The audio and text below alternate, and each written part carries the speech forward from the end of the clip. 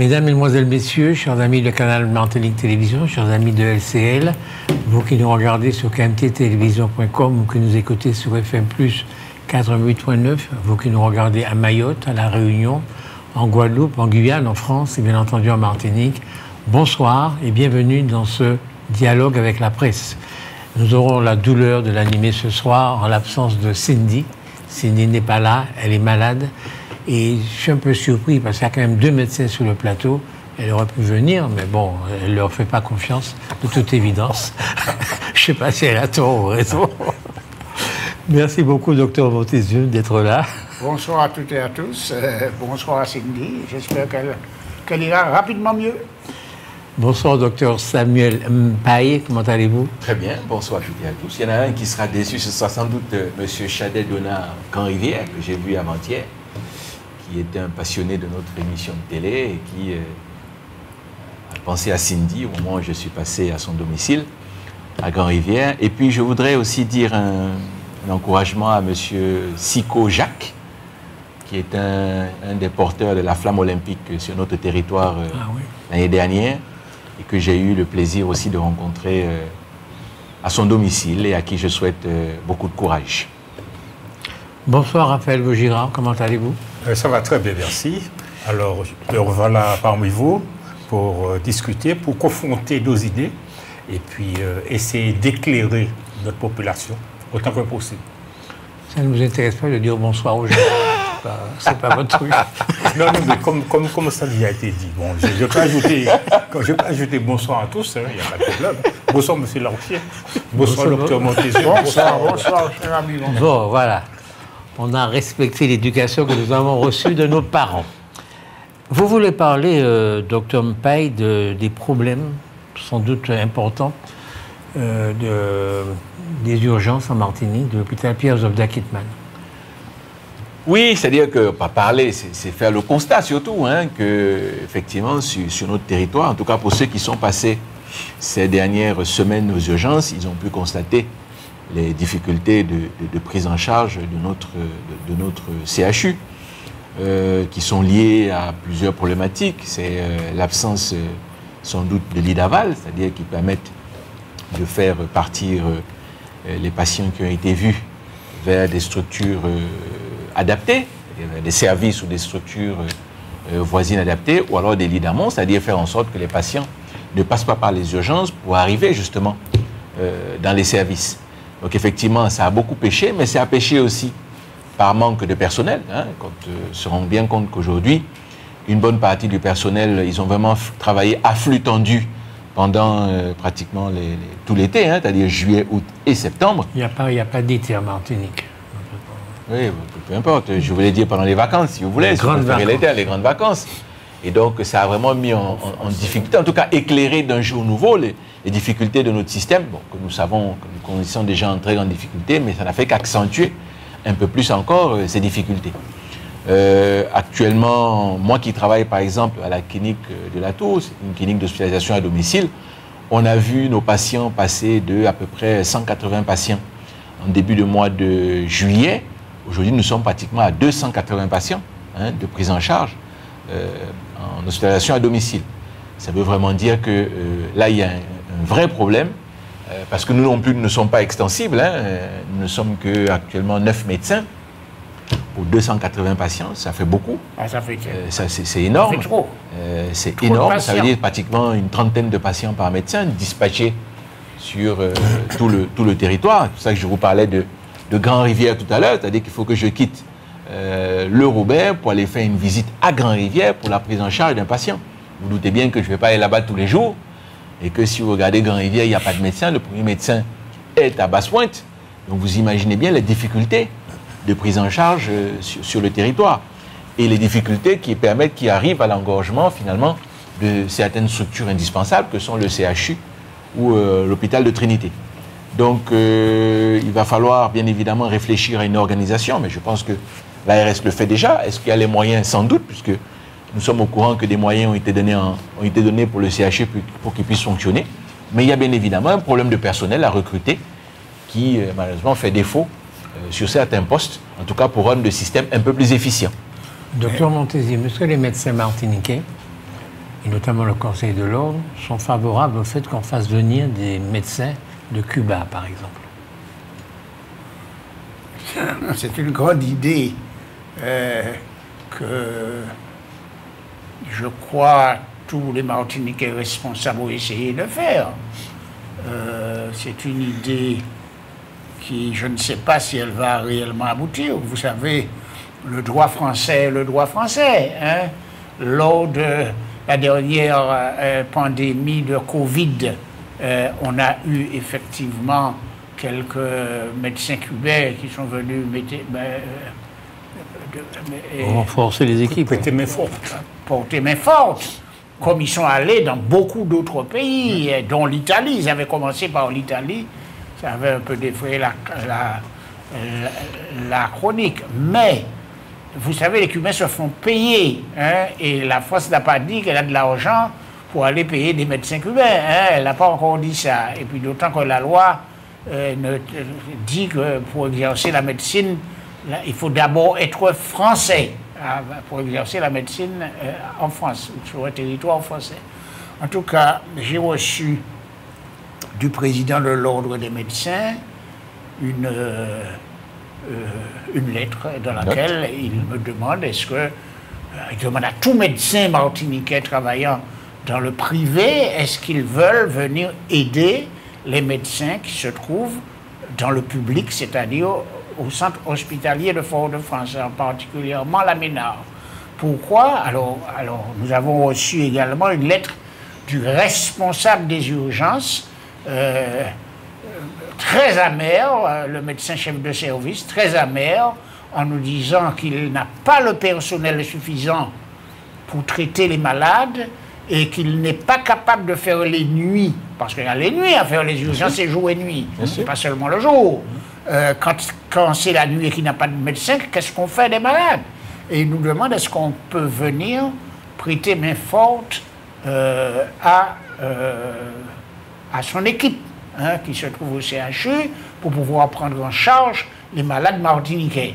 Mais écoutez, vous savez que la situation elle est beaucoup plus complexe que ça, puisque est-ce que les médecins martiniquais eux-mêmes suffisent? Quand on sait que c'est notre confrère Dr Mpaye qui nous disait qu'à la Martinique exercent plus d'une centaine de médecins africains. Est-ce que vous vous rendez compte qu'il y a une centaine de médecins africains qui aident les Martiniquais dans la prise en charge des malades? Alors, à l'hôpital, ils sont également nombreux. Dites-nous quelques mots dessus. Oui, c'est-à-dire qu'ils sont nombreux. D'ailleurs, aux urgences, on a bien compris pendant cette période difficile des vacances que, en réalité, c'est eux qui tenaient finalement les services. Parce que s'il n'y avait pas ces médecins africains aux urgences, par exemple, on sait que les services, ils auraient fermé. Hein? Il n'y aurait pas eu de services d'urgence cette année qui auraient tourné. Le problème, c'est que comment les accueille-t-on sur notre territoire? Il n'y a pas si longtemps, je vous parlais ici de la difficulté des médecins africains, ne serait-ce qu'à avoir un titre de séjour qui leur permette de voyager, ne serait-ce que de partir de Martinique pour arriver à Paris.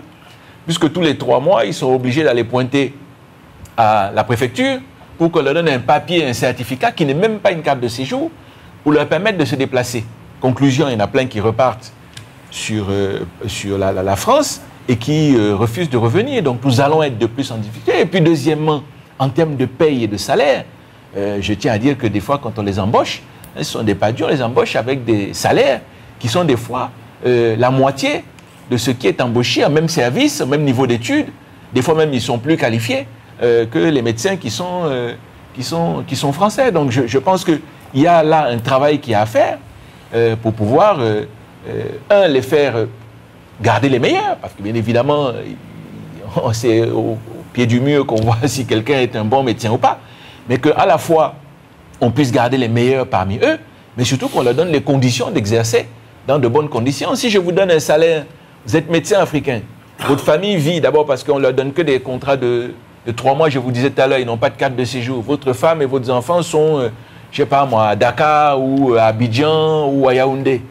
Et qu'on vous donne comme salaire 3 000 € de revenus pour quelqu'un qui assure des fonctions comme un médecin français qui lui touche 6 000 €. Dites-moi, comment vous faites pour aller voir votre famille? Vous devez dépenser dans les 3 000 €, vous devez vous loger, vous devez manger. et en plus vous devez payer un billet d'avion pour aller voir votre famille de temps en temps. Ce n'est pas possible. Je pense qu'il y a là un travail à faire aussi au niveau du CHU pour pouvoir permettre à ces personnels qui nous sont indispensables. Il faut bien être conscient de ça. Ils sont indispensables au fonctionnement de la santé sur notre territoire. Malheureusement, nous avons fait une demande, ça fait maintenant pratiquement 3 mois, pour être reçus à la préfecture pour pouvoir discuter de ces dossiers. Écoutez, nous avons enfin eu, après intervention, et je tiens à le signaler ici, de certains responsables martiniquais, si vous permettez que je donne le nom, Madame la députée Belay, chez qui nous avons essayé d'intervenir, d'accord, qui a permis effectivement, avec d'autres, c'est elle que je citerai parce que c'est par elle que je suis passé, de pouvoir avoir un rendez-vous qui est prévu le 3 octobre prochain avec à la fois la préfecture, l'ARS et puis le directeur de l'hôpital. Et il y a une réunion lundi qui est prévue aussi avec le directeur de l'hôpital pour pouvoir parler de cette problématique, qui est ne serait-ce que le déplacement de ces personnes. Vous ne pouvez pas aller en formation. Imaginez, vous êtes médecin. Vous avez une formation sur Bordeaux, etc. Vous n'avez pas de papier, vous ne pouvez pas y aller parce que vous n'avez pas de papier pour vous déplacer. C'est-à-dire qu'il y a des gens qui sont coincés sur notre territoire et qui ne peuvent pas se déplacer simplement parce qu'à la préfecture, on ne traite pas leur dossier. Alors, la question, c'est comment se fait-il même que des personnels que nous faisons venir sur la maladie, parce qu'on les fait venir, puisque c'est des chefs de service qui décident d'embaucher tel ou tel.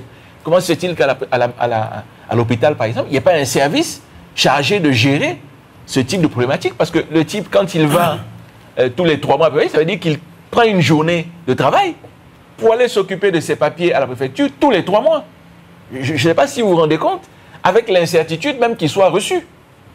Donc je trouve que là, il y a quand même quelque chose que nous devons faire, en tout cas que les autorités responsables doivent pouvoir faire pour pouvoir travailler ce dossier, afin que ça ne se reproduise plus sur notre territoire. Mais ça, c'est pour les médecins africains, oui. Mais aussi aux médecins africains de venir nous aider. Mais nos propres médecins martiniquais, alors je discutais avec une confrère qui est beaucoup plus jeune que moi et qui m'expliquait que non, elle me dit, il n'y a aucune politique pour accueillir les médecins, les jeunes médecins martiniquais qui font des études et qui voudraient revenir. Elle me donne beaucoup d'exemples de jeunes qui sont diplômés, qui voudraient venir et qui ne sont pas accueillis. J'appelle accueillis, pas seulement leur ouvrir les bois, mais bien en amont, prendre les contacts, regarder dans quelle mesure ils peuvent exercer, dans quelles conditions, etc. Il y a quelqu'un qui aurait dû faire ce travail, et pour le moment, personne n'a fait ça. On attend qu'il pose sa candidature, alors qu'il aurait dû avoir un service. Une filière, bien sûr. Une filière. Bien sûr, qui est créée pour le retour. Qui essaie d'attraper partout. Il y a des jeunes Martiniquais médecins diplômés qui voudraient venir travailler à la Martinique, et ce n'est pas le cas jusqu'à maintenant. Raphaël Bougier, quel regard juste un petit mot pour dire qu'on ne peut s'empêcher de faire le lien avec la conception de l'immigration au niveau de l'État français. Hein. Lorsqu'on a un ministre de l'Intérieur qui vous dit, M. Rotaillot, qui vous dit que l'immigration n'est pas une chance pour la France, eh bien pour nous, c'est une chance pour notre politique de santé. Donc cette manière de parler d'un responsable à ce niveau-là n'est pas adaptée à la réalité que nous vivons. Donc il faut, comme dit le docteur Montezuma, que l'on distingue les personnes dont on a besoin pour mener une politique de santé, pour s'occuper des Martiniquais qui en ont besoin, et distinguer ces personnes dont on a besoin des personnes qui viennent illégalement, clandestinement. Bon, ce n'est pas la même chose. Donc, on doit accueillir les personnes qui viennent nous aider. Merci beaucoup. On va changer de sujet. Je vais vous parler de ce livre-là. Alors, c'est un livre particulier parce que il y a un développement de l'audiovisuel, du numérique, qui fait que l'écrit perd du terrain, quoi. On lit de moins en moins. Donc, on aurait pu penser que les gens qui écrivent fassent des efforts pour rendre attractif la lecture. Et là, on a un livre qui fait 825 pages. Vous vous rendez compte? 825 pages. Donc c'est un livre énorme. C'est un dictionnaire. C'est un dictionnaire. Vous ne pouvez pas être dans votre lit et lire tranquillement, c'est trop lourd. Enfin, je pense qu'il y a un effort à faire.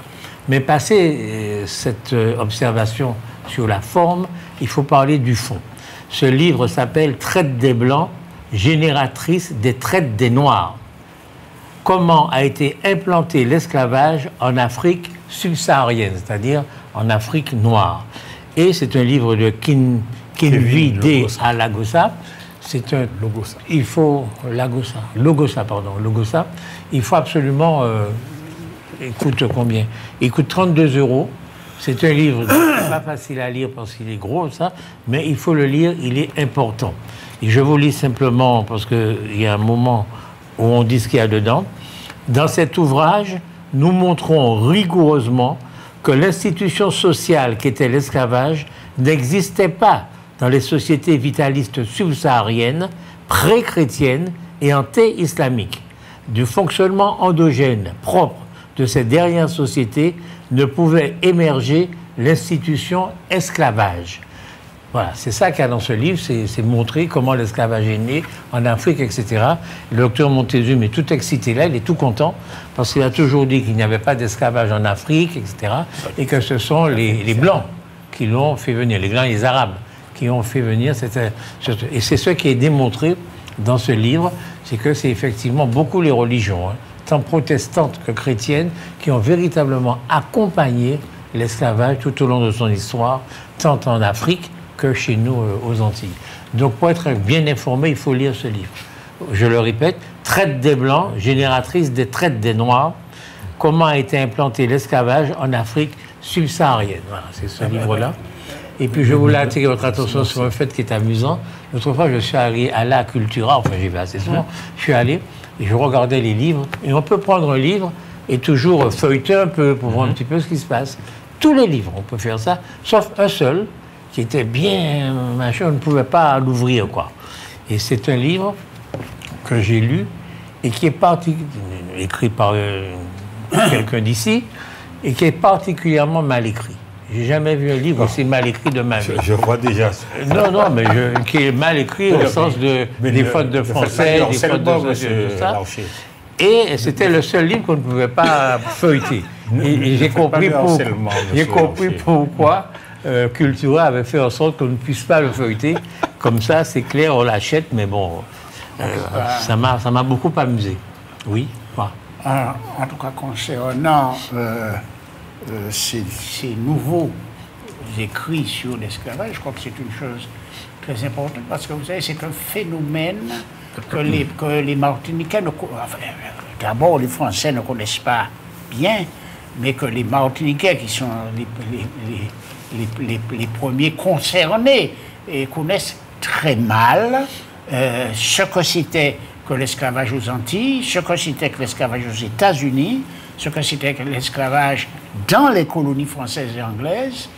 C'est une chose. Et je crois que l'auteur qui m'a paru le plus complet dans cette affaire, pour avoir vécu sur les plantations, c'est-à-dire il a vécu sur les plantations parce qu'il venait passer des séjours dans toute la Caraïbe, aux États-Unis, sur les plantations, c'est Victor Schœlcher.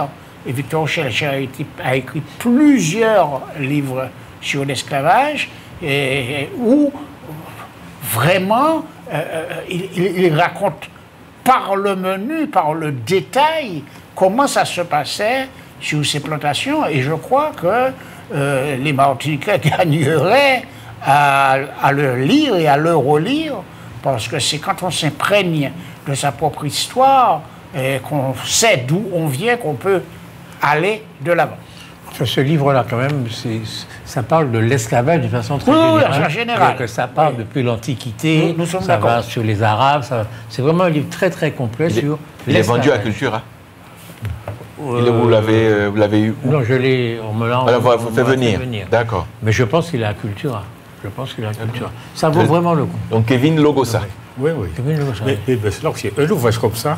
Ça ne se lit pas comme un roman. Non. Ça se lit pas in extenso, comme on dit. C'est-à-dire de la première à la dernière page. Si je le lis in extenso. Ça se médite. Ça se lit comme un dictionnaire. C'est-à-dire, on lit un chapitre. C'est ça. Le chapitre dont on a besoin. Hein, on l'étudie. Hein, et puis moi, j'ai plusieurs ouvrages comme ça. Attends, vous lisez pas tous les livres? Ah non, pas du tout. Je lis. J'ai jamais fait ça de ma vie, de pas lire tout le livre. Je le lis comme un dictionnaire. Dans le dictionnaire, vous cherchez un mot, je cherche le mot, je cherche le chapitre, en l'occurrence. Alors là, je l'étudie. Là, vous serez servi parce que... c'est la première chose. Attends, juste pour vous dire, il a pris la peine justement de bien détailler chaque chapitre, chaque sous-chapitre, avec les pages, etc. Ah ben c'est bien. Mais non, c'est pas on peut choisir. Mais oui. On peut choisir. On choisit le chapitre qu'on veut. Ah, vous pouvez pas prendre un petit temps pour lire un livre, pour faire 5 chapitres? Vous avez lu Le Capital de Karl Marx? J'avais 15 ans. J'avais 15 ans. Vous aviez 15 ans. Vous avez lu la page de garde. J'ai tout lu, j'étais cool. J'étais jeunesse communiste, alors. Vous avez mal tourné. J'ai mal tourné depuis. Vous voulez dire quoi, monsieur? Ah oui, je voulais dire...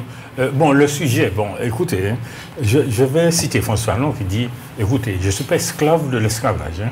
Bon, on est en 2025, là maintenant, il faut que l'on comme dit encore François Fanon, qu'on construise l'homme nouveau, l'homme qui pense de ses faiblesses, mais qui se bat pour aller de l'avant, quoi.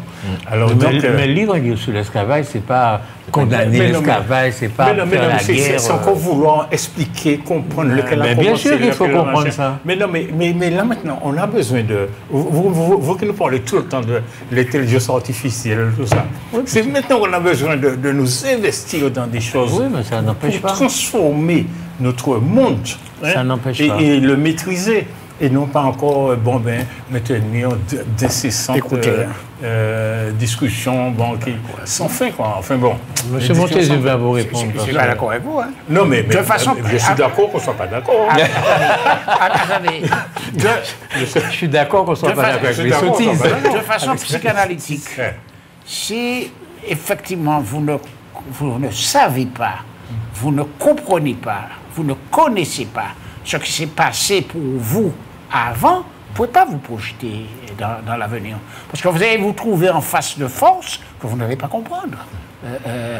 Et beaucoup de gens disent que c'est parce que les Martiniquais, les Antillais, enfin tous ceux qui ont subi ces situations-là, ils s'en imprègnent pas. Attendez. En ont fait l'abstraction. C'est ça, l'ont refoulé. Et d'ailleurs, vous savez que historiquement, il y a le gouverneur, comment il s'appelle encore, qui dit à l'abolition de l'esclavage, amis, quand il dit amis, il parle des blancs et des noirs, c'est-à-dire des maîtres et des esclaves, il dit amis, oublions le passé. Je crois que c'est la plus grande faute que les Antillais ont pu commettre, et c'est vrai que pendant un siècle entier, les Antillais ont oublié le passé. Ils ont essayé de se projeter dans l'avenir. Comme vous dites, vous êtes bien d'accord avec moi qu'ils n'en sont pas très loin. Attendez, vous êtes bien d'accord avec moi qui n'ont rien dépassé du tout et que jusqu'à maintenant on piétine dedans. Mais il n'y a pas que les Antillais. Ah, mais je sais, même en Afrique. Un des problèmes, c'est que cette part de cette histoire qu'on ne veut pas voir et qu'on ne veut pas analyser, est aussi l'une des raisons pour lesquelles aujourd'hui, d'ailleurs, tout se réveille en même temps. Parce qu'on a l'impression que le réveil, d'ailleurs, sur cette question d'esclavage et de colonisation n'est que finalement aux Antilles. Mais en Afrique aussi, c'est dans le monde. C'est-à-dire que chacun aujourd'hui veut se réapproprier cette histoire pour justement la dépasser. Voilà. Vous ne pouvez pas dépasser quelque chose si dessus vous ne connaissez pas non plus. Ça permet d'expliquer les comportements des uns et des autres, d'expliquer le pourquoi du retard et aussi d'expliquer le pourquoi demain on sera en avance. Ce n'est pas simplement d'expliquer un retard et pourquoi demain on va franchir les étapes.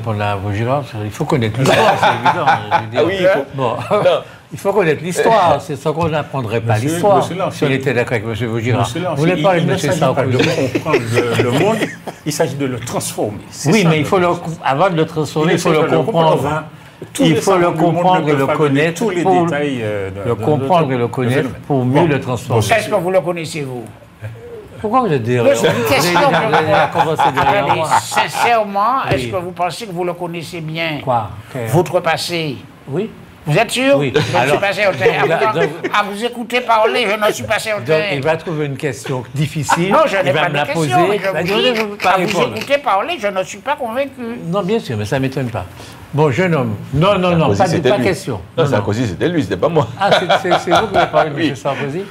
Moi, c'est pas moi. De Sarkozy? Oui. Ah, et bon, la Vous condamnation. savez qui c'est? La condamnation oui. de l'ancien président de la République. Ah bon, vous voulez qu'on en dise 2 mots? Mais non, c'est l'un de vous deux, là. Ah bon, je peux en dire 2 mots. Bon, nous avons été tous, je ne dis pas choqués, mais on a assez surpris quand même. On a vu que c'était quand même quelque chose d'assez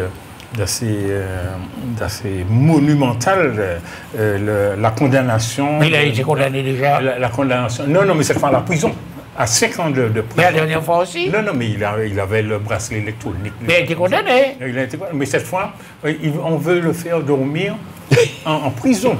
Il a dormi en prison. Non, il faut avouer que quand même, on sait bien qu'en France, on a déjà coupé la tête de roi et de reine, notamment Louis XVI et Marie-Antoinette, mais on ne s'attendait pas à avoir un président de la République, un ancien président de la République, condamné à aller en prison.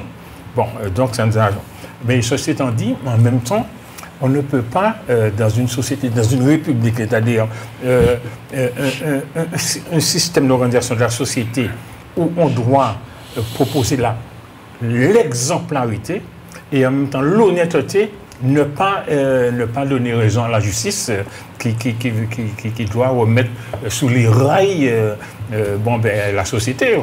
Donc, voilà les deux volets de mon point de vue sur cette affaire-là. Bon, on peut en discuter pendant longtemps, mais d'un côté, c'est vrai, ça me choque de voir un président de la République à ce niveau-là, avec sa capacité, son soft power, comme on dit, c'est-à-dire sa capacité d'influence. Et puis, tout ce qu'il a fait en France, bon, il a quand même fait des choses bien et pas bien, arriver à être condamné à aller en prison, et en même temps, il faut que la société fasse fonctionner ses règles, donne des règles, sinon, que vont penser nos enfants, les jeunes qui sont dans les rues et puis qui n'ont aucun exemple de droiture à suivre. Donc, voilà les 2 aspects que je voulais souligner. Monsieur Mpaye, qu'est-ce que vous pensez de la justice, des juges en France de la justice? Moi, je pense que la justice, elle est applicable. Je dis, la justice, elle est applicable pour tous. Je pense que c'est une justice pour tous. Elle fait son travail, et rien que son travail, et uniquement son travail. Le problème de M. Sarkozy, c'est 2 points. Je me souviens de ce monsieur, d'ailleurs, c'est passé, de ses interventions, est passé sur un des réseaux sociaux où il tensait les juges qui disaient que un monsieur... Ça, c'est des petits points. Oui, il tensait. Il tensait. Il tensait.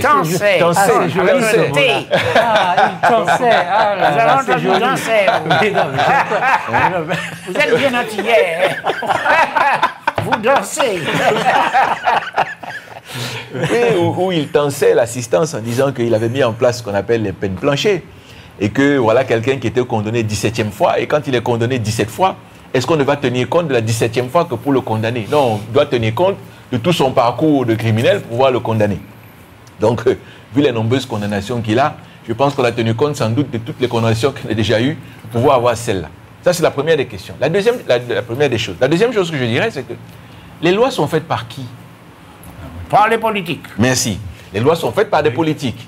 Donc, c'est eux qui ont décidé que la présomption de culpabilité, en tout cas, le soupçon, il y avait une espèce d'indice, de faisceau d'indices qui vous disent que vous êtes coupable, quand bien même on lui a dit qu'il n'était ni coupable de corruption, ni coupable d'enrichissement, d'enrichissement personnel, etc. Mais on l'a considéré en tant que complotiste et malfaiteur. C'est de ça qu'on a dit, une association de malfaiteurs. Parce que, pourquoi? Parce que ces autres acolytes, eux, ont été condamnés pour corruption, pas pour enrichissement personnel, si mes souvenirs sont bons. En tout cas, il y en a un qui l'a été, c'est M. Djouri, et puis un qui est décédé entre-temps, donc il ne peut pas venir témoigner. Voilà. Mais vous savez, là, j'ai parlé en tant que Français en disant que de toute façon, la loi est faite par les députés. C'est eux qui ont permis à ces juges de pouvoir appliquer cette loi. Ils l'appliquent, parce que ça s'applique au cas en question qui est... Mais je vais parler cette fois-ci en tant qu'Africain, parce que j'ai cette double casquette qui est de dire que je suis aussi un Africain. Et quand je vois ce qui s'est passé en Libye par rapport au colonel Kadhafi, très bien, c'est ce que j'allais dire. Où on est venu dans un État souverain, qui est un État souverain, décider que tel, au nom de la démocratie, vous vous souvenez, au nom de, on va défendre un peuple qui se fait massacrer, on n'a pas d'image, hein, c'est juste des on-dit, ils ont monté ça et puis ils ont dit, ah, dans tel pays, dans tel endroit, en Libye, c'est un dictateur, il tue des gens, il affame, etc. Nous allons devoir aller le dégommer. Et je me souviens bien de ce qui s'est passé, puisque les avions français étaient en tête de liste. Ils sont allés, ont effectivement détruit le régime et ont tiré une balle dans la tête de ce monsieur alors qu'il se rendait. Parce qu'il ne faut pas oublier ça. Vous n'avez peut-être pas l'image, je me souviens qu'il a été attrapé. Oui. Et pendant qu'il était sur la foule, quelqu'un lui a tiré une balle dans la tête. Je vous laisse deviner qui, ça a déjà été dit dans les journaux. D'accord? Mais entre-temps, qu'est-ce que ça a fait pour nous les Africains? Ça a donné Boko Haram. D'accord? Parce que j'espère que les spectateurs ici se rendent compte que toute la déstabilisation qu'il y a aujourd'hui, qui va du... Dans le Sahel. Dans le Sahel, qui va... Et en Libye aussi. Oui, bien sûr. D'abord en bien Libye. sûr. D'abord en Libye, qui va du Burkina au Mali, au Niger, en Côte d'Ivoire, parce qu'il ne faut pas oublier qu'en Côte d'Ivoire, il y a eu des... Sur la plage de je ne sais plus quelle plage, il y a eu des attaques terroristes qui ont été faites, d'accord? Tout ça est lié à l'ingérence de nos pays occidentaux, soi-disant pour apporter la démocratie dans ces pays. Et ça a donné ça. Donc il y a des choses que je peux... certains peuvent être choqués par le fait qu'il ait été condamné. Je reste persuadé, moi, que pour ce qui a été fait, je ne peux pas regretter que le fait qu'il aille en prison. Ça, franchement, je ne pourrais jamais ni me plaindre. Et au contraire, je trouve que c'est une bonne chose de la justice que de temps en temps d'agir pour les puissants, ou contre. Donc vous pensez que c'est un petit peu le karma? Ah oui, on finit par payer. Un petit peu. En tout cas, je voudrais quand même rappeler que Kadhafi, c'est quand même l'homme d'État qui a voulu rassembler toute l'Afrique. C'est quand même l'homme d'État qui, dans son pays, avec l'argent du pétrole, faisait que tout le monde allait gratuitement à l'école, gratuitement dans les hôpitaux, gratuitement pour se loger, qu'il a fait venir de l'eau pour essayer de transformer le pays, et que c'est au moment où les intérêts des Européens ont commencé à être menacés qu'il a été assassiné. Hein. Ça, il faut bien avoir ça en tête. Est-ce que nous sommes dans une république des juges? Est-ce que les juges ont beaucoup de pouvoir? Est-ce qu'ils ont trop de pouvoir? S'ils n'en ont pas assez?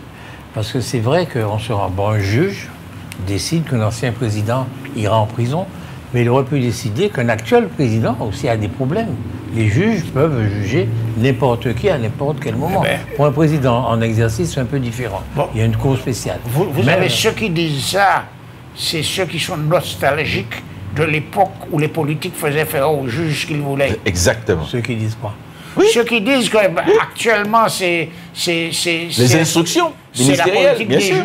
Ils sont nostalgiques de l'époque où les politiques donnaient des instructions. Tout à fait. Ce n'est plus le cas. Ce n'est plus le cas. Ok, excusez-moi. Alors ils finissent par dire que les juges sont de gauche. Est-ce qu'on peut rester en France, si vous oui, voulez? Oui, bien sûr. Oui, on est en France. Hein. Je vous dis. Partez aux États-Unis, de rester en France. Nous avons un exemple en Martinique. Nous avons un homme qui s'appelle Alfred Marie-Jeanne. Il est en principe l'ennemi juré du gouvernement puisqu'il est indépendantiste. Donc c'est le contraire, c'est vraiment la politique du gouvernement. Son ennemi juré, c'est les indépendantistes. Bon. Il commet un délit. Eh bien, il a pu faire toute sa carrière politique sans qu'aucun juge ne l'inquiète à aucun moment. Il a 88 ans. Il a fini sa carrière politique, il n'a pas du tout été embêté par cette histoire-là pour faire sa carrière politique. Dans le même temps, et Dieu seul sait si je ne la défends pas, mais dans le même temps, en France, eh bien, Madame Le Pen est jugée et ses procès sont de telle façon qu'on se rend bien compte que ça la gêne pour se présenter au municipal, ça la gêne pour se présenter au présidentiel, et tout le monde se dit, mais ce planning, ce timing, n'est pas le fait du hasard. Ah non. Donc... Ah non. Si je vous permettez, je vous dis non. Pour Mme Marie, c'est complètement faux. Au contraire, ils ont même avancer le planning Oui, tout à fait. pour que justement ça puisse se tenir dans les temps. C'est même l'inverse. Qu'est-ce qui peut se tenir dans les Mais son procès, pour qu'elle puisse se présenter au cas où. Mais si, le recours, ils ont fait avancer justement pour qu'elle puisse se présenter. Alors c'est parfait, ils ont fait avancer pour qu'elle puisse se lâcher. Autrement dit, les juges, en fonction des dates qu'ils choisissent, peuvent influencer toute la vie politique. Oui, bien sûr. Oui, mais ça veut dire que... Ils n'influencent pas. Puisque c'est quelque chose qui a été demandé par le justiciable. C'est les choses qui sont demandées pour Mme Valérie Le Pen, c'est demandé par le justiciable à dire il faut absolument avancer le procès pour qu'elle puisse se présenter. Ils ont le droit de le faire. Je n'ai pas dit qu'ils n'ont pas le droit. Oui. Je dis que le juge a un pouvoir extraordinaire de pouvoir décider de mettre le procès en première instance à telle date, le procès en appel à telle date, et ça constitue un pouvoir... Non. Comment c'est un erreur? Non. Pourquoi vous pouvez dire non? Je dis un fait. Non. Et je vais vous dire non pourquoi. Je vais vous expliquer pourquoi. Mais non, mais laissez-moi vous dire. Oui. Quand vous parlez, je vous laisse parler. Oui. Donc laissez-moi vous dire. Ce que je dis là est un fait. Donc vous ne pouvez pas dire non. Je dis que les juges en France peuvent fixer leur audience, première audience, deuxième audience, etc., quand ils veulent. Et qu'à partir de ce moment-là, de ce pouvoir-là, ils peuvent influencer considérablement la vie politique. Et j'ai donné l'exemple d'Alfred Marie-Jeanne. Je ne suis pas d'accord avec vous. Non, mais c'est un fait. Mais non, je ne suis pas d'accord avec vous parce que je peux fixer... Non, mais monsieur Labouché, je peux fixer une date d'un procès et l'avocat a le droit de dire mon client ne peut pas se présenter à cette date, il faut que ce soit repoussé. Le juge peut toujours décider d'une date. Non. Et la défense décider en fonction des circonstances, dire... C'est que vous ne connaissez pas le droit. La preuve, c'est que pour M. Marie-Jeanne, une date a été fixée et ils ont quand même réussi par des circonstances à dire que ce ne sera pas décidé là, ce sera décidé après. Un avocat peut demander un report du procès que le juge peut refuser. Le juge peut refuser. Généralement, il accepte. Mais je m'en fous de ce qu'il fait généralement. En droit, il peut refuser. Il a le droit de refuser. C'est lui qui décide. Et alors? Je vous explique qu'à partir de ce moment-là, il a un pouvoir. C'est possible, et alors? Et alors, je pense que si on ne veut pas que ce soit une république des juges, qu'on puisse imposer quand même aux juges... Imposer aux juges? Bon, maintenant, il faut leur imposer des choses. Laissez-moi finir, putain. Oui, imposer, faire en sorte que la justice, vous avez une affaire, eh bien, on ne peut pas la juger au-delà de 8 ans. Il faut la juger dans 1 an. Il faut la juger dans 2 ans. Il faut un délai de jugement. On met ça dans la loi. Mais la loi est faite. Les gens ont déjà réfléchi à ça. Oui, quoi. Mais ils l'ont maintenu tel que c'est là actuellement. Mais ils ont déjà discuté de ça. Attendez, vous faites comme si les gens découvrent des choses. Ils ne découvrent pas les choses. Ils font comme c'est le juge qui faisait la loi non plus. Mais oui, il n'y a rien de plus c'est pas le juge qui fait la loi français. Mais oui. Il n'y a rien de plus réfléchi que le droit français. Mais je vous dis, je ne vous parle pas de la loi et du droit, je vous parle de la pratique de la justice en France. Vous avez une affaire. La juridiction peut décider de traiter votre affaire demain, après-demain ou le surlendemain. J'ai compris ça. Et ça fait que on a discuté déjà de ça en France. Mais monsieur Laouché... Je m'en fous, je suis en train d'en discuter aujourd'hui. Mais monsieur Laouché... Vous êtes un retardataire. Non, au contraire. Je ne suis pas un retardataire. Vous innovez quelque chose. Oui, comme d'habitude, comme souvent. Comme souvent. Mais qui donne le pouvoir au juge? Je n'ai aucun complexe, monsieur Montezuma, contrairement à vous, de penser que je pense des choses qui n'ont jamais été pensées par personne. Mais monsieur Laouché, qui donne le pouvoir au juge? Je suis en train de vous dire une chose simple. Aujourd'hui, les juridictions en France font leur procès quand ils veulent. Bon. Et que ça... C'est à qui? C'est la faute de qui? Mais c'est pas une question de... Vous faites comme si c'est le législateur qui fait la loi, c'est pas le juge. Si le législateur veut que ce soit... Mais on fait comment? Je dis rien. Je dis simplement qu'aujourd'hui, les juges sont maîtres de se réunir ou pas, de faire l'audience ou pas, etc. C'est un fait, point. Et je dis, mais laissez-moi finir. Comme vous n'êtes capable de comprendre ce que je dis, vous m'interrompez toute la journée. Et je suis en train de vous dire qu'il faut justement que le législateur... Faites une proposition de loi. Oui. Que les législateurs... La loi Laouché-Roulant. Oui, la loi Laouché-Roulant. Voilà. Moi, je n'ai aucun complexe. Non, c'est bon, c'est pas parce que vous n'avez pas d'idée. Ça a été fait 20 fois. C'est pas parce que vous n'avez pas d'idée que je ne peux pas en avoir. Alors, je vous dis qu'il faudrait qu'il y ait dans la loi des délais qui soient imposés aux juridictions. Ça existe déjà. Ça n'existe pas. Ça n'existe pas. Le juge peut décider que l'audience aura lieu en fonction du nombre de magistrats disponibles. Et donc, il faut que dans chaque juridiction... Ça existe déjà. Que dans chaque juridiction... Vous ne savez pas, vous dites des choses que vous ne savez pas. Qu'est-ce qui existe déjà? Ça existe Quoi déjà, le droit français Qu'est-ce qui existe a déjà prévu ça. Qu'est-ce qui existe? Et c'est eux qui l'ont gardé comme ça. Ça ne vous convient pas, mais ça convient à la majorité des législateurs français. La preuve, c'est qu'ils ne le changent pas. Dites-moi ce qui existe. Dites-moi ce qui existe. Vous êtes de mauvaise foi. Vous êtes incapable d'avoir une idée, et quand on en a une, vous la coupez tout de suite. Mais c'est pas une idée. Je suis en train de vous dire que ça n'existe pas. Les tribunaux sont maîtres de leur emploi du temps. Et il faudrait que la loi puisse contrôler ça un petit peu, dire tel procès, donc il y a une mauvaise loi en France. Non, mais c'est pas... Il y a une mauvaise loi en France. Non, mais bien sûr. Vous savez, et Larouché veut la... Oui, il m'est possible, Roland Larouché, de dire c'est pas bon. Monsieur Larouché oublie. Monsieur Larouché oublie que le problème de la justice en France est exactement le même que le problème de la santé. Exactement le même problème que le problème de l'éducation, à savoir, il n'y a pas de personnel.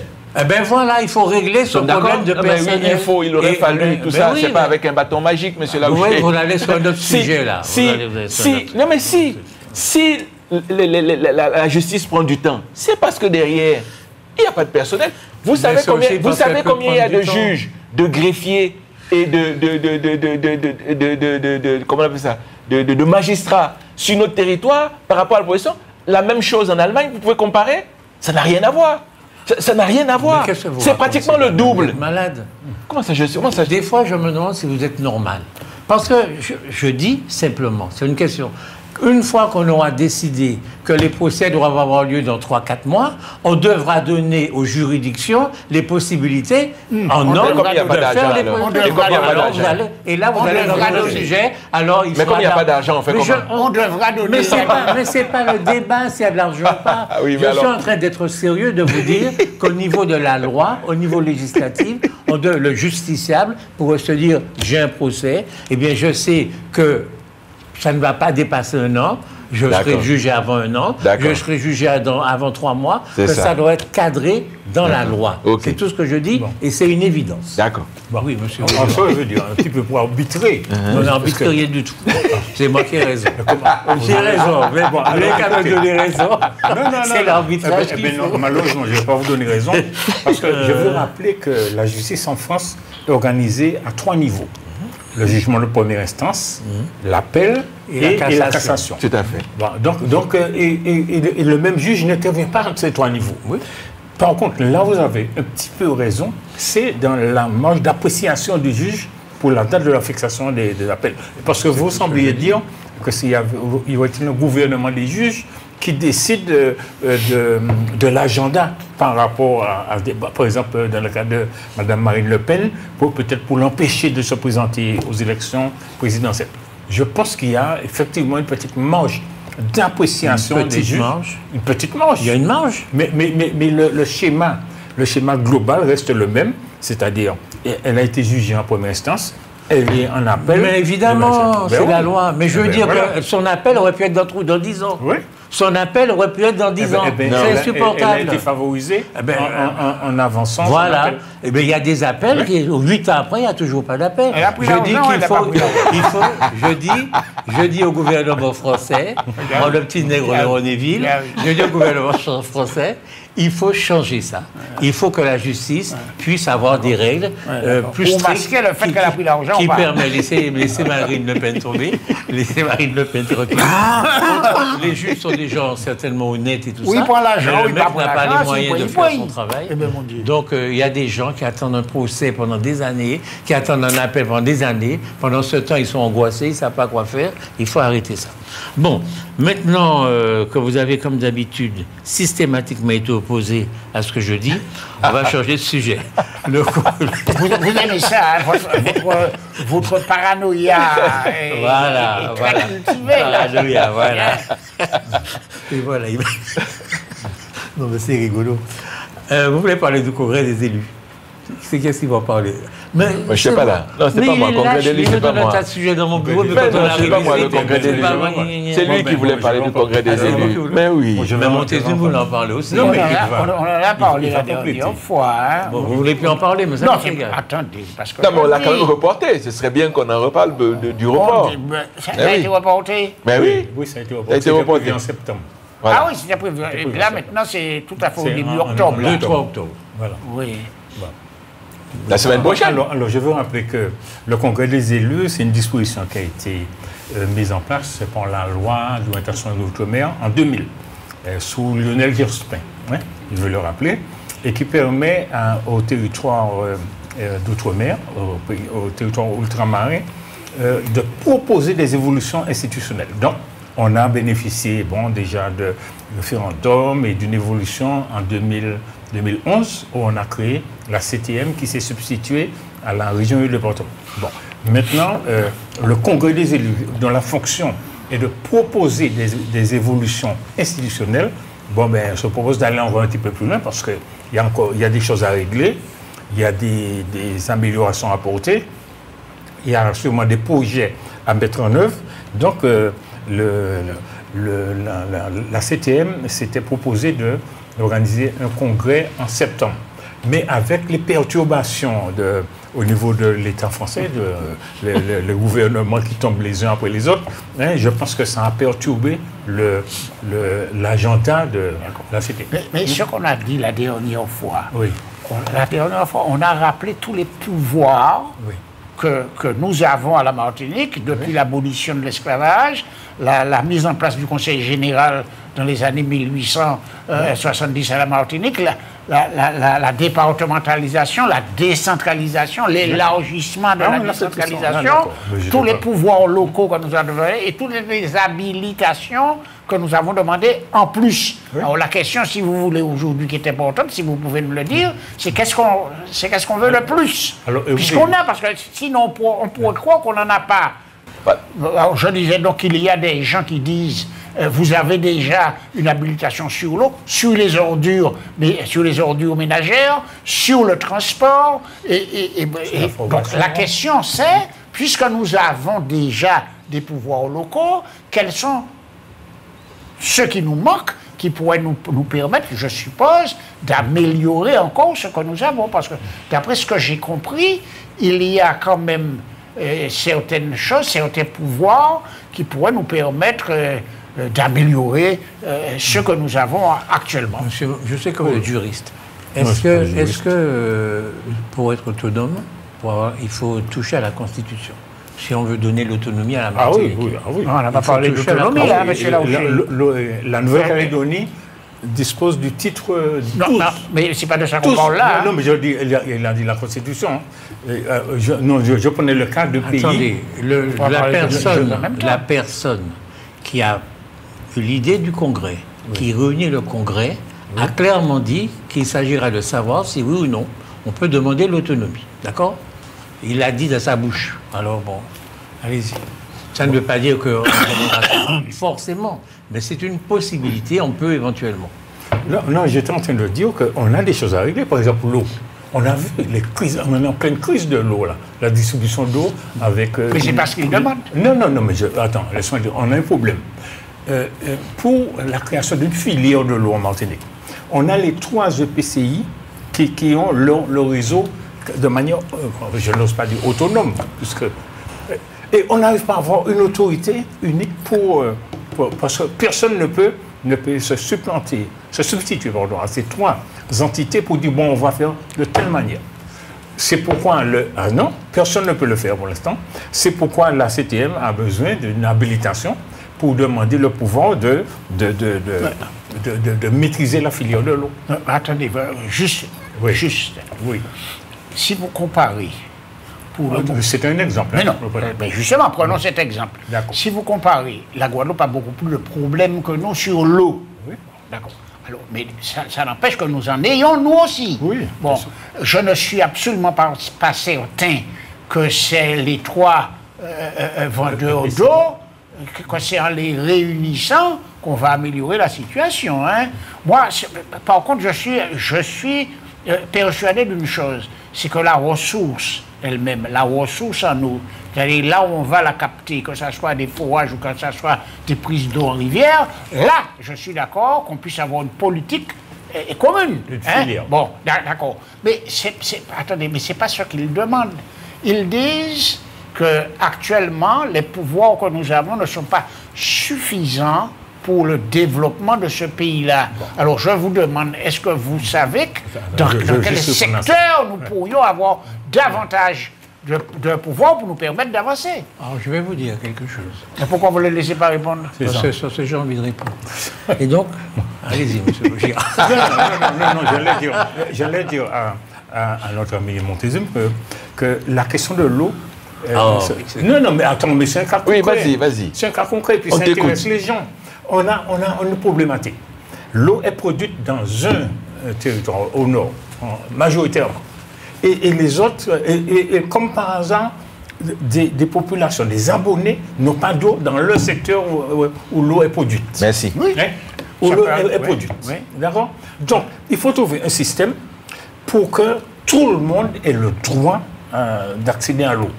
Donc, il faut une filière. Donc, il faut qu'il y ait une autorité qui dépasse le pouvoir des EPCI. À savoir Cap Nord, la CACEM et puis le SWAT-Sud. Parce que ce sont ces EPCI qui ont la responsabilité de l'eau et de l'assainissement. Et ils vont faire mieux? Attendez, c'est pas ça la question. La question, il faut qu'il y ait un pouvoir. Mais vous ne démontrez pas que... Est-ce que j'ai remonté donc j'avais pris la parole je vais vous dire quelque chose. Oui. Très honnêtement, je m'en fous de l'eau sur ce plateau. OK? Complètement de l'eau. Non, il ne faut pas... Mais je parle comme je veux. Parce que vous êtes en train d'abaisser le débat. Le problème, c'est de savoir les pouvoirs que nous pouvons avoir pour améliorer la situation économique et sociale de la Martinique. Nos affaires. Maintenant, nous avons en charge l'eau, nous avons en charge le transport, nous avons en charge les déchets. Okay? On peut se demander, eh bien, nous avons en charge, est-ce que ça marche mieux ou est-ce que ça ne marche pas mieux que lorsque nous n'avions pas? La première question. Mais ce n'est pas ça le débat. En réalité, je vous ai demandé qu'est-ce qu'une constitution. Il y a des gens qui sont morts pour installer une constitution. Il y a des gens qui sont morts pour défendre une constitution. Une constitution, c'est quelque chose de très important. C'est une Bible. C'est la Bible, c'est la loi de l'État. Okay? Alors, je me demande si pour traiter les problèmes de l'eau en Martinique, il faut changer la constitution de la France. C'est ça le vrai problème, et c'est la question que se posent les Français. Est-ce que notre situation... Se pose qui, les Martiniquais ou les Français? Comment? Se pose les Martiniquais ou les Français? C'est la situation, c'est la question que se posent les Français de l'Hexagone. Qu'est-ce qu'on a... On va changer. On va changer. L'Hexagone, vous savez, c'est le truc qu'on appelle la France. On parle de la Martinique, vous parlez, j'ai pas compris. Mais enfin, allez-y. D'accord. C'est bien ce que je disais. Je doute que vous avez des problèmes de compréhension. Allez-y. On est en train, pour régler le problème de l'eau, pour régler des problèmes que nous avons, de vouloir être autonome. C'est-à-dire changer la constitution de la France et nos rapports avec la France. Alors moi, ça vous fait peur? Moi, je me demande, mais je vous donne ce que je me demande, s'il est possible, s'il est nécessaire d'aller si loin pour régler nos problèmes. C'est vraiment la question que je me pose. Est-ce qu'il est possible, tout en gardant le système actuel, de régler nos problèmes? Et moi, je pense que si. Je pense qu'on doit avoir des spécificités, mettre en place une structure composée de je ne sais pas qui, etc. Non, pas encore. Il n'y a pas des structures spécifiques en Martinique tant que ça. Non. Bon. Une structure, on a un problème. Cette structure est composée de représentants de l'État, de représentants des Martiniquais, de représentants de ceci. Eh bien, on arbitre, et on règle le problème. Moi, ce n'est pas nécessaire de changer de statut pour régler les problèmes de la Martinique aujourd'hui. Je peux m'exprimer? Non. Quand vous demandez si vous pouvez, c'est que je peux dire non. Bon, je dis oui, je change d'avis, je dis oui. J'écoutais M. Bogira dire qu'il fallait encore superposer à ce qui existe déjà une structure encore au-dessus. Non, c'est pas oui, puisque vous avez... une autorité. Oui, c'est au-dessus de trois autorités. C'est aussi dans la tête des Martiniquais, ça. D'accord. Donc ça veut dire que nous allons commencer à faire un millefeuille qui dit... Si vous me dites qu'on fait sauter les trois EPC, moi, ça ne me pose pas de problème. Okay. Mais ma question n'est pas là. Vous savez ce qui me fait mal? Ce qui me fait mal, c'est que nous en soyons encore à cette discussion. C'est ça qui me pose problème. C'est-à-dire que le Congrès va se réunir pour discuter de choses qu'il aurait pu discuter depuis que la Nouvelle-Calédonie s'est enflammée et qu'on a commencé à proposer pour les Calédoniens une nouvelle façon de gouverner leur... Moi, je pensais que le Congrès allait se tenir rapidement pour qu'on puisse, à la limite, se positionner. Pourquoi? Parce qu'en réalité, ce qu'on va observer, c'est que les enjeux sont là. C'est aujourd'hui que les tractations se font. C'est aujourd'hui, ce n'est pas demain. C'est-à-dire qu'aujourd'hui, notre ministre, Premier ministre, M. Lecornu, parce que moi je suis quelqu'un de très pratique, hein, moi les histoires de on va faire, on fera, etc. La politique, c'est sur le terrain. Au moment où il est en train de chercher un gouvernement, au moment où il est en train de chercher d'avoir une majorité pour pouvoir gouverner pendant les 1 an et demi ou 2 ans qui lui restent, c'est à ce moment-là que nous devions avoir déjà dans nos tiroirs des choses à demander en compensation, en tout cas de notre vote. Parce que moi j'estime toujours que la politique c'est un rapport de force. Pendant qu'il faut faire ça, nous sommes en train de reporter le congrès en réalité parce que personne n'en a discuté et personne ne sait où on va. En réalité, c'est ce que ça traduit. Ce qui se passe là, c'est de dire, dans notre assemblée de Martinique, en réalité, nous n'avons pas décidé nous-mêmes de ce qui est bon ou pas bon pour nous. C'est-à-dire que nous allons rentrer dans un congrès où chacun va encore aller sur le podium, expliquer sa science, sa connaissance du territoire et nous dire exactement ce que lui voudrait. On ne devrait plus être ce que nous voudrions. On devrait être... Nous avons déjà décidé, nous, Martiniquais, ce que nous voulons, et nous allons éventuellement proposer Mais comment ce que on a nous voulons. décidé? Pardon? Comment on a décidé? Non, nous avons Martiniquais décidé. Comment on a décidé? Le Congrès est fait pour ça. Le Congrès est fait pour ça. Mais il est fait pour ça au moment où il fallait être sur en ordre de bataille, en ordre de marche. Pas forcément. Mais oui, parce que, je répète encore, tout ça est dépendant des forces en puissance et du calendrier.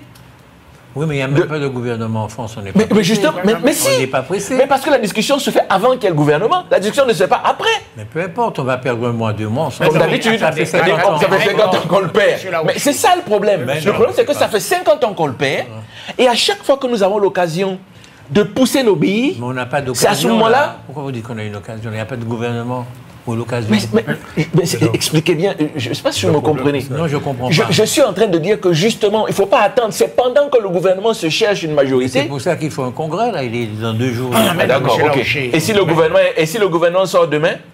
On lui demandera après-demain. Et vous allez demander ça comment? Et vous allez lui demander ça comment, puisque vous n'avez aucun... Mais le congrès est fait pour ça. Non, mais attendez, monsieur Larouché. Il est marrant, lui. Mais il n'a rien compris à comment se fait la politique. Vous ne faites pas de politique, monsieur Larouché. La politique, c'est j'attends que les autres se réunissent en haut et puis je fais un congrès, je décide ce que je veux, et je vais voir le gouvernement. D'accord, ok. Mais le gouvernement a besoin d'avoir une majorité. C'est avant qu'il faut lui proposer ça. C'est avant qu'il faut faire le contrepoids. C'est pas pendant qu'il a déjà le gouvernement. S'il a déjà le gouvernement, vous n'avez plus à rien. Mais ils vont faire le gouvernement et c'est après qu'ils vont aller devant l'Assemblée. Vous avez un laps de temps pour présenter votre truc. C'est pas le gouvernement et demain on va faire... Il y a 2 choses dans ça. Écoutez, faire le congrès, ça s'est déjà fait, je vous remarquer. Il y a déjà eu des congrès. Bien sûr. J'ai assisté à un congrès. Lors de ce congrès, chacun demande la parole. Et chaque élu veut faire entendre aux Martiniquais qui ont voté pour lui qu'il a pris la réflexion. Et qu'il a fait des propositions. C'est une question précise, les gens. Parce qu'il y a un ordre du jour. Il y a un ordre du jour du congrès. Ah oui? Bon, alors, je vous écoute. Ah oui, bon, je vois qu'on est en train de porter dans tous les sens là. Le contexte dans lequel on est actuellement, a été déclenché par la Nouvelle-Calédonie. Oui. Qui a créé une crise c'est ce que je dis. générale des Outre-mer. Bien sûr. D'accord? La Guadeloupe a fait son congrès pour voir quelle évolution institutionnelle elle pourrait être. La Guyane... Mais c'est évident. Et là, alors, donc la Martinique dit, bon, et le gouvernement de monsieur, comment on appelle le dernier Premier ministre, était ouvert, était ouvert à un dispositif d'ensemble des Outre-mer. On avait un projet de loi en gestation sur la question de la vie chère. Est-ce que la Réunion a fait quelque chose? La Réunion, la Réunion n'a rien fait. Je ne dis pas. Parce que la Réunion, c'est région département. Oui, la Réunion. Alors, il y a aussi la Corse. Oui. La Corse est en train de... La Réunion, bien sûr, donc, il y a un contexte au niveau de l'État favorable. Qui est favorable à une meilleure prise en compte de la question institutionnelle dans les Outre-mer. Bien sûr. Voilà, c'est ça la question. Et pendant ce temps, nous, on en a la réflexion. Et comme ça, on va faire une modification de la Constitution une fois pour toutes pour l'ensemble de l'Outre-mer. C'est ce que je suis en train de vous dire. Non, c'est ce que vous disiez.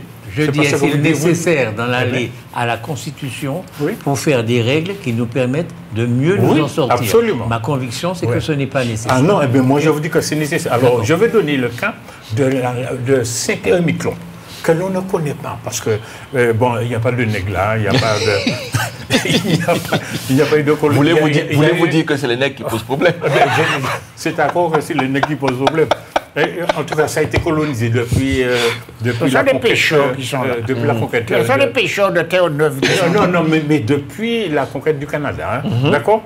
Eh bien, ils ont changé de statut 3 fois en 5 ans. Voilà, ils étaient départements, ils sont passés. Ils sont plus heureux maintenant. Ils sont redevenus pétés. Maintenant. Mais non, mais ça c'est leur problème. Oui, parce qu'ils avaient des problématiques à régler. Mais non, mais monsieur Lange, essayez au moins d'écouter. C'est ça. Je ne peux pas savoir comme j'écoute. J'écoute.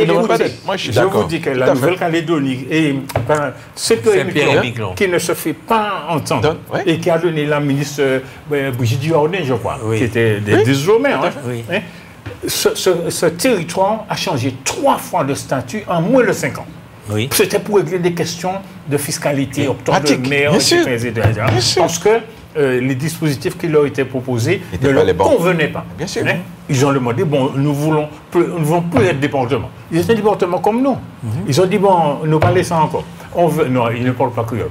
Nous voulons devenir collectivité d'outre-mer. Après, ils sont redevenus PTOE. Et c'est bien, c'est bien. Mais c'est leur problème. C'est leur problème. Je pose la pression, mais c'est leur problème, mais c'est eux qui règlent leur Moi, j'essaye d'ouvrir les canaux de votre intelligence. J'aurais du mal. C'est une discussion sérieuse. Faut vraiment. Moi, je suis navré. Même si je le prends dans votre sens, n'oubliez pas, la Nouvelle-Calédonie, le problème fondamental, c'est la décolonisation. Oui. Il faut décoloniser la Nouvelle-Calédonie. Ce n'est pas le chemin.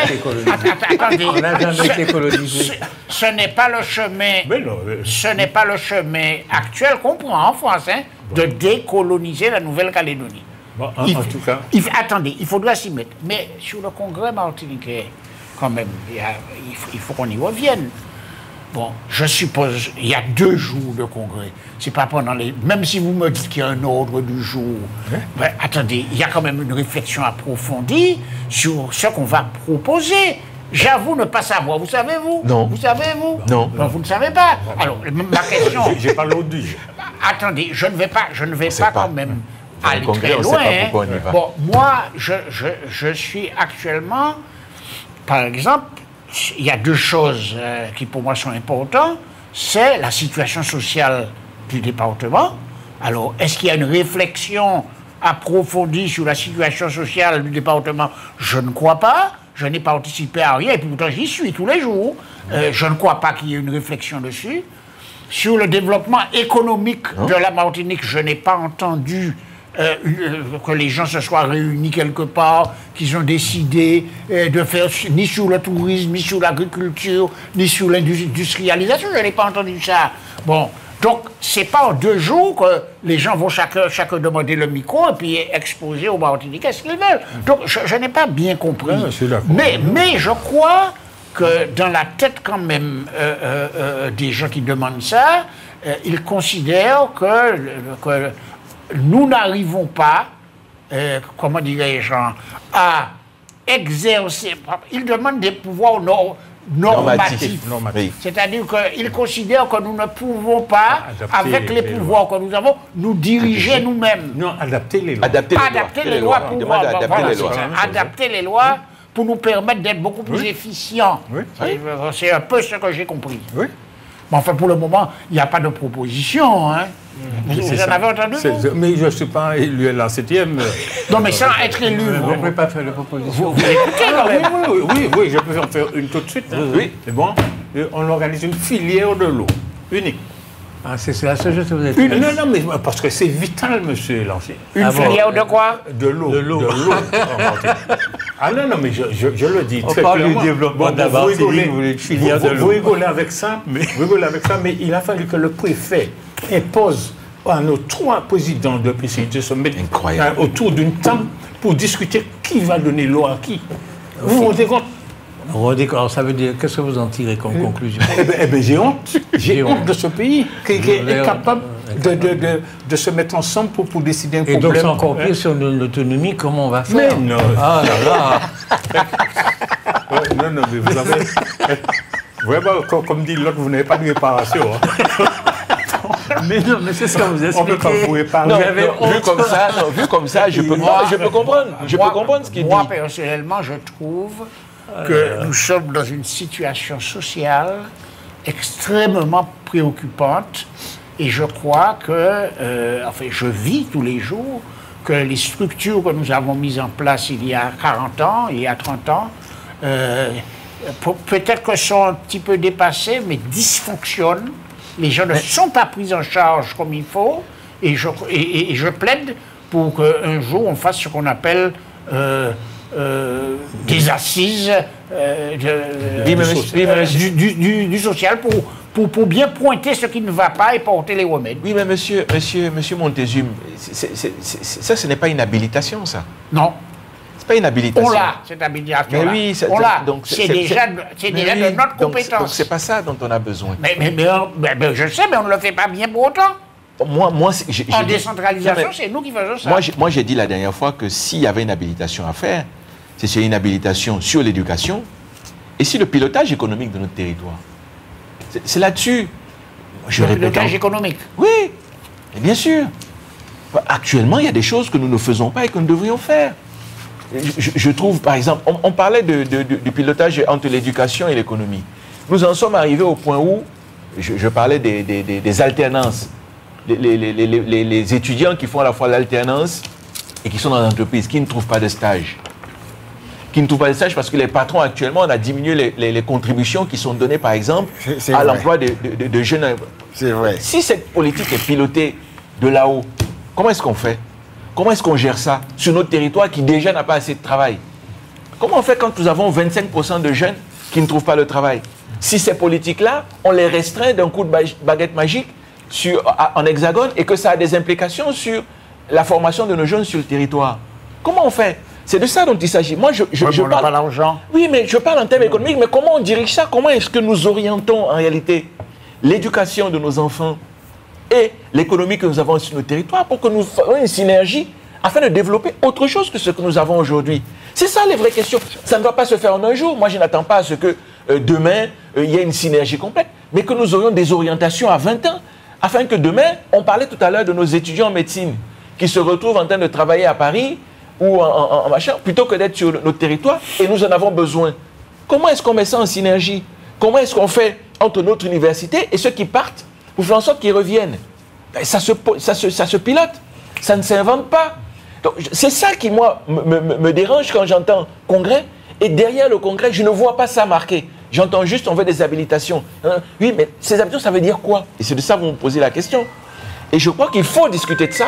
C'est à ça que c'est un congrès. Mais ce n'est pas un congrès à 2 jours de la nomination d'un Premier ministre que vous allez venir changer les choses. À la limite, je vous dirais, ne faites pas le congrès. Moi, si j'avais, je dirais, ne faites pas le congrès. Attendez. Réfléchissons. Nous avons jusqu'à 2027.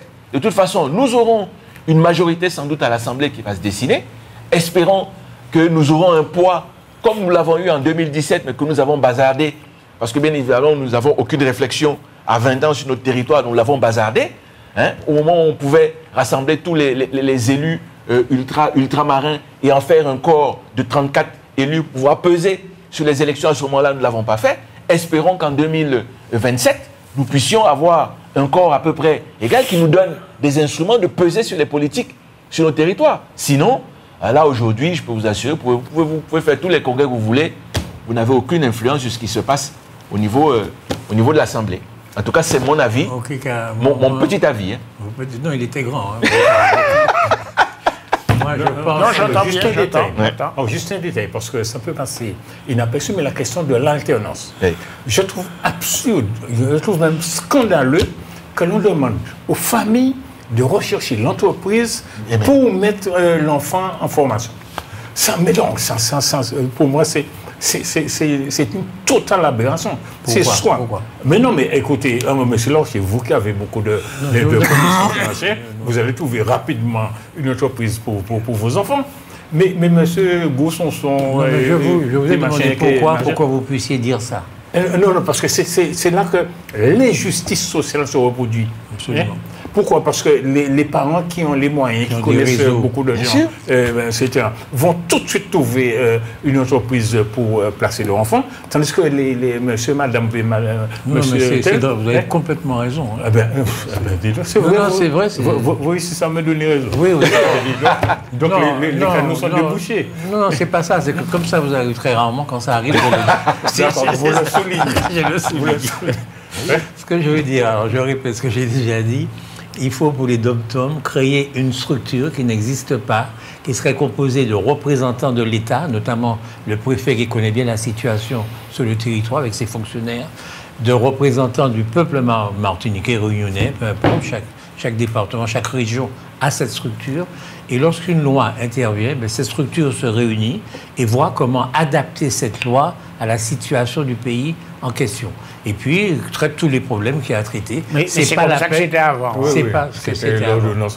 Avant, les lois françaises n'étaient pas directement élargies aux hommes. Oui, alors il fallait une réflexion avant de les étendre.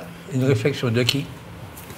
Pareil, le préfet, le conseil général. De 58, qui demandait pour les DOM qu'il y ait une approbation d'abord par les instances locales. Voilà. Le conseil général notamment. Voilà. Pour toutes les lois. C'est le conseil général qui faisait l'intermédiaire. Mais ça n'a jamais été. Je répète ce que je dis. C'est pas le conseil général. Ah, vous voulez le changer? Je veux que ce soit mais la structure existe quand même. Une structure avec l'État dedans, avec le préfet, son main. Pourquoi vous voulez les différentes. Parce que justement, pour qu'il n'y ait pas de rupture entre l'État et nous. C'est-à-dire que et puis vous ne savez pas que cette structure, comme l'État ne veut jamais mettre d'argent, c'est les plus réticents, c'est chercher dans l'État. Vous êtes un Martiniquais classique. Dès qu'on propose une solution, vous trouvez une raison de ne pas y aller. Et comme ça, on ne fait rien du tout, on ne bouge pas.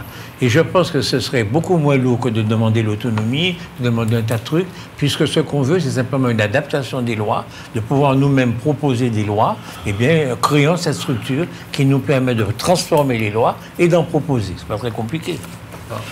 Bon, est-ce que vous voulez parler encore, M. Mpaye? Deux. Je ne sais pas, vous voulez pas parler encore? Non, mais je ne sais pas, moi je... Bon, alors je vous donne un sujet. Oui. Vous avez... Ok, vous voulez parler de l'insécurité. Est-ce que nous sommes en guerre? En guerre contre qui? À votre avis? Contre les narcotrafics. Est-ce que nous sommes en guerre? Oui. Est-ce qu'il faut employer l'expression « nous sommes en guerre » ou bien mort? Je veux dire que lorsqu'il s'agissait de lutter contre le Covid, le Premier ministre a dit « nous sommes en guerre ». C'est-à-dire, c'est maximum de mobilisation. Est-ce que nous concernant, nous et le narcotrafic, il faut également dire ici « nous sommes en guerre ». Oui, non, mais dire ne suffit pas. Moi, je suis navré. Vous pouvez dire nous sommes en guerre. Nous sommes en guerre. Si vous ne mettez pas les moyens, vous n'êtes pas en guerre. Quand il a dit au moment du Covid, nous sommes en guerre, il a mis les moyens. Et il a dit, demandé à tout le monde. Voilà, quel que soit ce que ça coûte. Voilà, c'est ce que je vous demande. Voilà, c'est ça. Il a dit. C'est ce que je vous demande. Est-ce qu'il doit avoir la même attitude? Mais il n'a pas d'argent. Non, c'est que... On n'a pas encore dit la solution. On aurait bien aimé qu'il dise le quoi qu'il en coûte. Voilà. Mais bon, il a une dette de 44 milliards déjà à rembourser. Je ne crois pas que le quoi qu'il en coûte là, il va pouvoir le mettre dessus. Parce que sinon, il n'arrive pas à trouver 44 milliards déjà. Donc je ne suis pas sûr que ça va devenir une priorité. En tout cas, vous dites que ce matin, le président... Ah oui, de la Colombie. Ouais. Le président de Colombie a fait une déclaration, à mon avis, qui va faire date. Parce qu'il a accusé, pour lui, le narcotrafic, c'est les blonds yeux bleus. Qui habitent à Dubaï, à Paris, à Madrid. De quel pays vous dites? Le président de la Colombie. C'est le pays qui cultive le plus la drogue. Hein? Oui, la coca, oui. N'oubliez pas de dire ça. Oui, bien c'est le pays d'où vient la drogue dans le monde entier. En gros, cette déclaration vise à dire que c'est là que les gros bonnets sont et c'est là que les gros consommateurs sont. Alors donc, eux, ils n'ont pas de responsabilité. C'est toujours la faute du blanc. Le mec, il cultive comme une culture presque nationale. Il cultive le pavot comme on cultive le blé. Il cultive pas vous. Mais non, c'est du coca. Attendez. Il n'y a pas d'offre, il n'y a pas de demande. Bien sûr, mais il y a l'offre quand même. Et il est responsable. Il a une responsabilité. Alors, vous disiez, il est en train de dire, j'ai pas de responsabilité. Alors, pour lui, c'est les gros bonnets, là. La demande, c'est elle qui suscite de plus en plus l'offre. Bien sûr. Ouais. Autrement dit, les narcotrafics, c'est l'Occident. Ah ben oui. Ce sont les pays occidentaux responsables. Paris, Madrid, États-Unis, etc. Voilà, New York, etc. Ce sont eux les responsables, alors qu'ils disent que ce sont les pays latino-américains qui sont responsables. Non, mais je crois qu'il faut il y a une responsabilité partagée. Non, je crois qu'il faut... Attendez, elle est partagée en Amérique latine. Il y a le producteur et le consommateur. Les deux sont coupables. Attendez, vous semblez oublier quelque chose. C'est que en Afghanistan, on cultive du pavot et les Afghans s'en servent de toute éternité. En Amérique latine, particulièrement dans ces pays-là, il y a le Pérou, la Colombie, on cultive la coca. C'est une culture ancestrale qui date des Amérindiens et ça se confondait dans le pays. On s'en servait dans le pays même. Alors, ce qu'il dit, le président, que des gens ailleurs ont organisé un trafic pour le faire produire davantage dans ce pays-là et pour l'exporter dans leur propre pays, ça, c'est une question, mais ce n'est pas une question qui regarde particulièrement la Colombie. C'est une question qu'on devrait traiter les pays occidentaux eux-mêmes. Bien sûr. Moi, je crois qu'il faut poursuivre les consommateurs plus qu'ils ne le sont aujourd'hui. Non, mais vous savez pourquoi il sort ça? Vous savez pourquoi dit le président colombien il sort ça? Parce que jusqu'à présent, il recevait des États-Unis à peu près 300 millions de dollars chaque année pour lutter contre ça. C'était le deal qui avait été conclu, que chaque année... 300 millions n'est pas beaucoup, hein? Oui, mais ça permettait, de détruire les champs de coca chez les planteurs, et deux, de favoriser la culture d'autres choses. C'était ça le niveau de vie n'est pas le même. 300 millions en Colombie, voilà. C'est beaucoup d'argent. C'était le but, c'est-à-dire dire, je vous donne 300 millions, en attendant, vous essayez par tous les moyens de ralentir la production. Je vous donne, je finance vos militaires pour que les plants de coca soient détruits là où ils se trouvent. Et d'ailleurs, ils ont fait plein de reportages dessus. Mais quand M.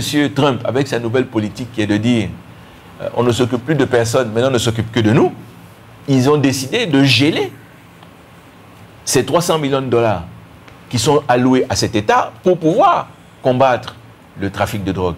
Bon, si vous avez gelé la production, ça ne va faire que décupler, puisque vous ne pouvez plus nourrir les planteurs et les agriculteurs qui sont là. Donc, de toute façon, il n'y aura que plus de drogue, non seulement aux États-Unis, mais ça va encore décupler sur notre territoire, parce que tous ces gens-là passent maintenant par chez nous pour arriver dans les endroits où on consomme.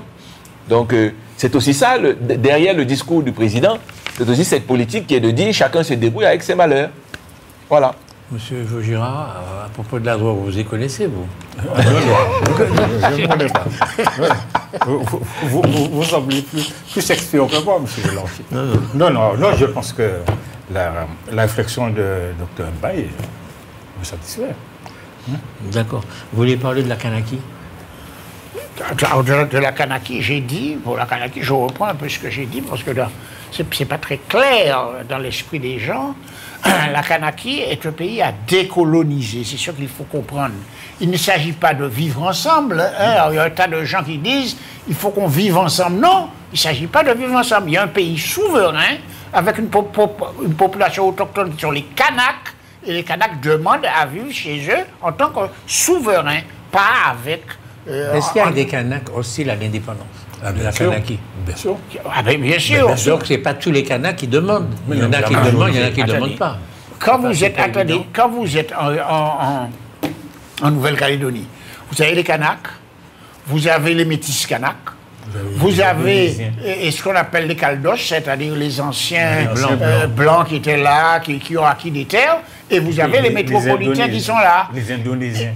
Et vous avez toute la Micronésie et la Macronésie qui sont venus chercher fortune à cet endroit-là. Et ces gens-là, le plus souvent, sont pour la France, puisque s'ils sont venus chercher fortune, c'est l'argent de la France qu'ils sont venus chercher. Quand vous prenez des Réunionnais qui sont en Nouvelle-Calédonie, il y en a beaucoup qui sont contre l'indépendance, parce que c'est comme ça qu'ils gagnent leur vie. Hein? Donc c'est très complexe, c'est-à-dire en quelque sorte, les Kanaks ont perdu la majorité électorale chez eux, parce qu'il y a eu ce qu'on appelle une colonie de peuplement voulu, calculé et fait par la France. Et ce qu'on demande, c'est de faire sauter cette colonie de peuplement et de donner... Pourquoi vous dites on demande? Vous demandez ça aussi. Non, mais monsieur Langier... Moi, je les soutiens. On demande. Mais je les soutiens. Vous les soutiens. Non. Ce qui la situation précise actuellement, c'est que Manuel Valls, en tant que ministre, démissionnaire des Outre-mer, a proposé un projet de loi créant l'indépendance association de la Nouvelle-Calédonie, mais qui n'est pas encore validé tant par les autorités calédoniennes et encore moins par... Il y a eu des accords à Bougival quand même. Oui, c'est ça. Alors, mais non, ils n'ont pas accepté. Les types n'ont pas accepté ça. Ils n'ont pas accepté. Ils ont accepté. Il y a une partie qui a accepté, mais en retournant chez eux, ils ont dit non. Ça ne décolonise pas la Nouvelle-Calédonie, si vous voulez comprendre. Non, mais il y a les des accords de Calédoniens qui ont signé ça. ne décolonisent pas la Nouvelle-Calédonie. S'ils ont signé, c'est qu'ils sont d'accord. Mais je vous dis que le projet, depuis le départ, c'est une décolonisation. Le projet de qui? De comment il s'appelle? De Rocard. De Rocard. C'est une décolonisation de la Nouvelle-Calédonie. Mais c'est une colonisation récente, hein. Contrairement à... Non, ça n'a rien à voir. C'est une colonisation qui est vraiment récente. C'est hier. Hein. Et puis ils ont été vraiment colonisés, ça veut dire qu'il existe un peuple avec une culture, avec une civilisation. Oui. C'est ça la colonisation. Ça ne s'est pas produit chez nous. Non, mais vous c'est votre esprit qui a été... Pas du tout pareil.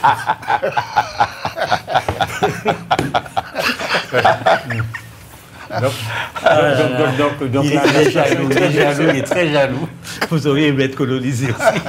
Alors, la situation est très délicate parce que qui c'est qui va prendre la suite des négociations avec la capacité d'intervention, il faut le reconnaître, de Manuel Valls. Parce que lui, vous savez, il a été formé par Rocard.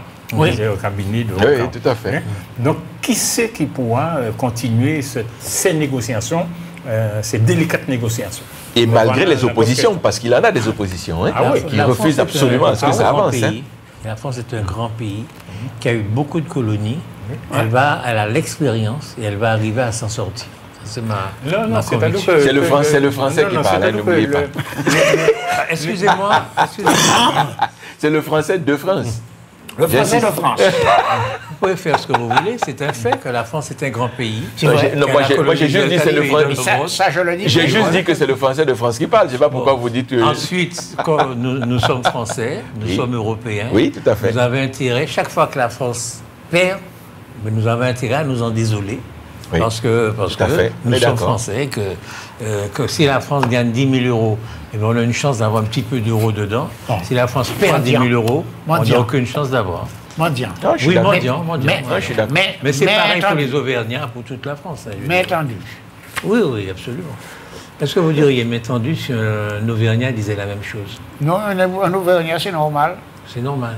Oui, ils vendent du charbon français, ils vendent du vin français. Il faudra que vous acceptiez. Du fromage français, à un moment de votre vie, il faudra que vous acceptiez. Vous vendez du sucre et du rhum, qui sont deux spécialisations colonialistes. Oui. Non, mais nous sommes tristes quand la France ne gagne pas. Il faut dire les choses telles qu'elles sont. Très bien. Oui, j'aime bien vous l'entendre. Il faut dire les choses telles qu'elles sont. Même en football. Hein. Mais partout. Quand on regarde le potentiel économique de ce pays, dans les années 60, et ce qu'on en a fait, ce que nos élites en ont fait. Je suis navré, hein, on peut dire tout ce qu'on veut, c'est un abandon de la France. D'avoir décidé de tout délocaliser au profit, que vous supportez d'ailleurs, parce que vous avez tendance à dire que nous devons être simplement des consommateurs avérés, du tourisme, et machin, etc.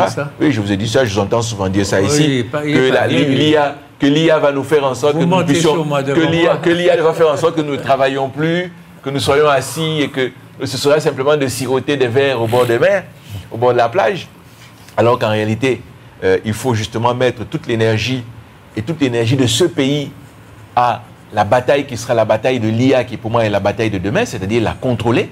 Hein, et que malheureusement, chaque tournant que nous avons eu dans notre pays, des tournants fondamentaux, à chaque fois nous les avons loupés, ou alors quand nous les avons pris, nous n'avons pas supporté d'aider les gens qui les ont pris. Je vous signale que l'Internet, que ce soit l'Internet, que ce soit les GAFA que nous avons aujourd'hui, la plupart ont commencé par être créés dans ce pays qu'on appelle la France, puis ensuite exportés dans les États-Unis, qui les ont développés. Donc je continue à dire que nous avons un vrai problème d'élite, un problème d'élite qui gère son argent non pas en termes de vision, mais en termes de conservatisme, un conservatisme qui est très important et qui malheureusement nous met dans la situation dans laquelle nous sommes aujourd'hui, économiquement et financièrement, ce pays. Est-ce que vous pensez que l'indépendantiste martiniquais, quand il voit jouer l'équipe de France de football contre n'importe quelle autre équipe, il est contre la France ou pour la France, à votre avis? Mais l'équipe de France, il n'y a que des nègres. mais il n'y a que des nègres dans l'équipe de France. Vous avez remarqué ça? C'est terrible. Hein? Pas seulement dans l'équipe de France, dans un tas d'équipes européennes. Tous les pays qui ont eu des colonies. Même en Allemagne. C'est parce qu'ils ont eu des colonies. Mais l'Allemagne n'en a pas eu tellement. L'Allemagne a eu le Togo quand même.